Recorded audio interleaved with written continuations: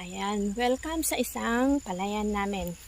Sa isang breed pala. Ito ay hybrid. Ayan, makikita ninyo, mayroon na silang bunga. Yan ay hybrid. Itong hybrid compare sa Hong Kong ay mas malalaki itong hybrid. Sabay din naman sila na itinanim. Kunti lang ata, baka araw lang yung gap nila. Pero itong hybrid ay may bunga na. Ayan, mula dyan, doon, hanggang doon, hybrid yan.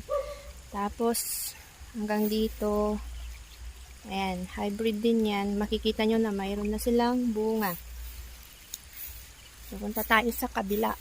Ayan, yan din ay hybrid. Mula din doon, hanggang doon, mula doon hanggang sa dulo doon, yan ay hybrid na